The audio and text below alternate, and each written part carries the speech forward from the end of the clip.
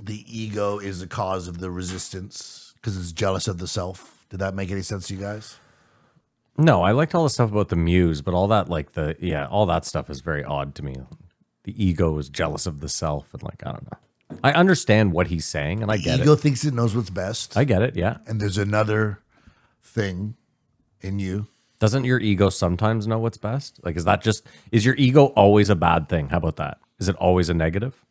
I think it's more of a yin yang thing, but if you let the ego win, it's a negative. I think if you can have your ego in check, I agree, everybody, but my point is any healthy person has that. Yeah, but some ego gets you to where you're going, right? For sure. And look at some of the guys who get really wildly successful. The Kobe Bryants, the They're Michael the fucking Jordans, most egotistical. and not necessarily because they're the best at something. That's just kind of how they were and then became the best at something. I wonder if that's true, or if it's like as you become great at something, you get that confidence to be. You believe the hype? Well, I always found it weird the whole Michael Jordan didn't make his high school basketball team. It's well, he did end up making it. And just because you don't make the high school basketball team, you in high school, you're not there yet. You grow into it's just a weird thing. Big deal. He did. I mean, it is odd though when you look at most basketball players in the NBA, they were all the star on their basketball And team. that experience checked his ego. Well, yes and no. Whatever ego he had to try to be a basketball player. Like not maybe making the that's what team. made him so great. And that was a resistance. Well, that's what he says was one of the things that made him great. My point though was just he was the star on his college team. It's not at UNC, wasn't he? Yeah. I thought he played for No, he played for North Carolina. Yeah, UNC, the Tar Heels. They were good.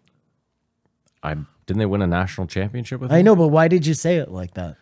Because my point was like you said, he ended up being a college star and went on to be the best basketball player ever. Right, So he wasn't a walk-on. It's not a huge deal that he didn't. To me, when I think about it now, because I just heard it my whole life. When I think about it right now, the second, I'm it's not that big a deal that he didn't. The only reason I would think maybe it's not a big deal would be because maybe he just hadn't grown big enough yet. That's also what I was saying. The moral of the story is never give up, I believe.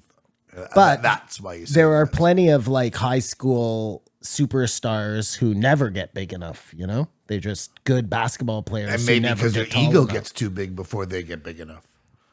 But never give up is also a weird one too, because I think a lot of people live in a world where they're just no, I'm really good at this, even though they're not, and they don't even take steps to get better. Well, after 34, you should give up and try stand up. That's what I think is rule of thumb. But one of the things Joe's been saying a lot is get out of your own way. Yeah. Get out of your own way.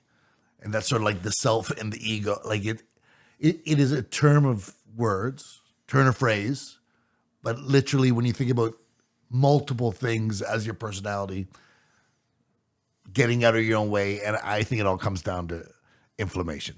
Of course. Is the resistance. I mean, I live in my own way, so it's definitely something I'm trying to work on. And the ego, for all intents and purposes, like you said, you need it, controls reality. Where you are in reality, how you function with people, being self-conscious, whatever, allows you to day-to-day function. I wonder if the less you're in the public, because I'll go from seeing nobody than seeing 100 people at work or something, and then have to be the usual suspect.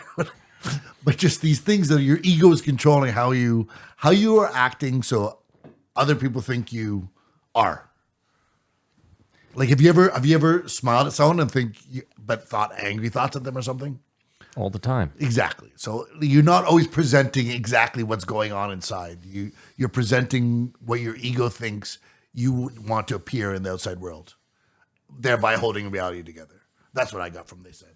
But there's multiple realities from doing mushrooms or whatever we can imagine, DMT. What do you think your ego is? Your ego is everything someone has ever said to you to describe you as you're the best, or you're the worst, or you're good looking, or you're smart, or you're fast, or you're ugly. All that stuff, how your processing system has, ranked it as what it means to you. I mean, now that you mention it, Simon, it's really nothing. It's just a thing we made up. Yeah. At the end of the day, It's how you feel about yourself. based on what other people tell you. Why? Based on it doesn't have to be at all. Some people have ego totally unchecked. What they're hurts their super ego? ugly, but they think they're the fucking hottest shit out there. And another person then hurts their ego. No, but In general, how does your ego get hurt? That's what I was saying. We all think we're good people, right? I mean, no. Some people think they're shitty people. Some people have like an ego that's in the negative.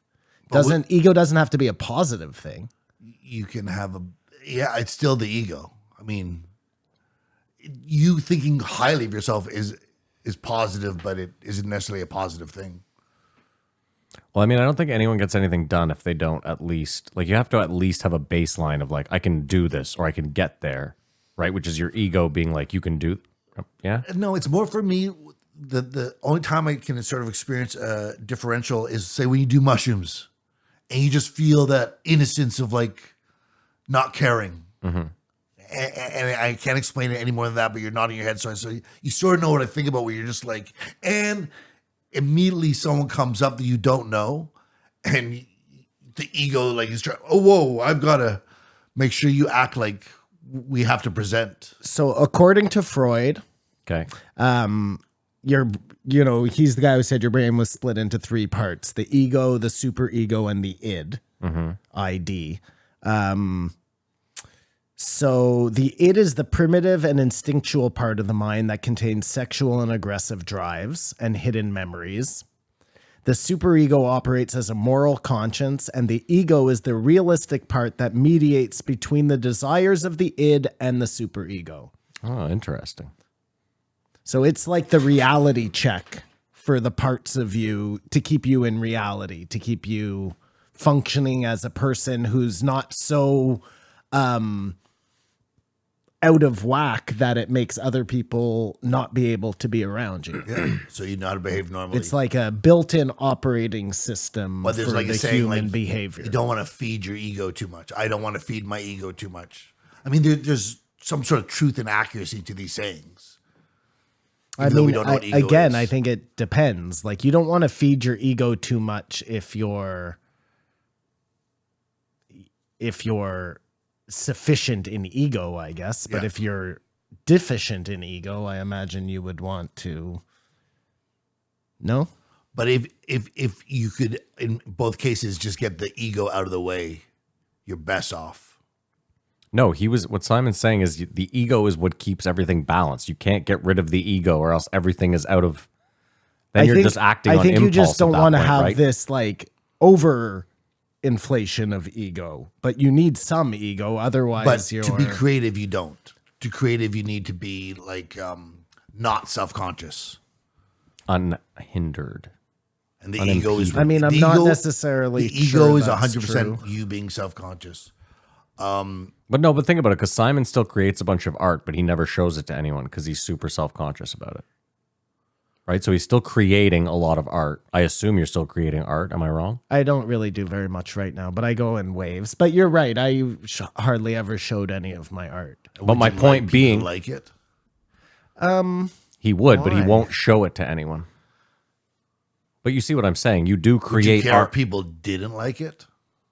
Yes, he I would care would if people care, didn't yeah. like it. That yeah. would bother you. It would bother me, but I know that people like my art. I don't, Which is the weirdest thing about it. which is the weirdest thing about it. Yeah, it is pretty weird, actually. Yeah, it's like the. Oh, it's almost the you know why I antithesis don't of show. an artist. You know why I don't show my art, Matt? I Because would my love an art is explanation. very childish, and I am very old, and I feel weird Yeah, but that's also that's what I do. That's Okay. your ego. I had, totally. Yes, that's ego getting in the way for sure. But you know what's extra weird too is that we live in a world of I can never say this word. I just can't say the word. Anonymity. Yes. Where you could again, I've said this 100 times, you could start an Instagram account where no one other than the few people who have seen your art would know it's you. Yeah, you know what? I did do that, and I had 0 followers, and that was more depressing news than is just bad never showing anybody my art. It's funny you say that because I had my brother over this week. He, my younger brother, has like a company where they make high quality videos. They make ads. They do all sorts of shit like that. Okay. They have a lot of like camera equipment. Anyway, we were talking about making content because he was here smoking a joint with me, and he was like, "It's crazy that you have all this," and I was like, "It's really not." Anyway, whenever someone's like, "Oh, YouTube, like that's got to be easy," that's one of the craziest statements I've ever heard in my life. Do you know how hard it is to create content when no one's watching for a long time, to continue doing it with very few followers? Or Yeah, it benefit if you're doing it before you knew you could make money. well, those people have a huge advantage, of course, yes. But for like right this second, To start up YouTube, to start up YouTube right now, especially at our age, you'd have to fight against resistance. well, yeah, because everyone would look at you like, "What are you, fucking stupid? You're never gonna make it." And that's where the ego comes in. Yes, of course. Precisely.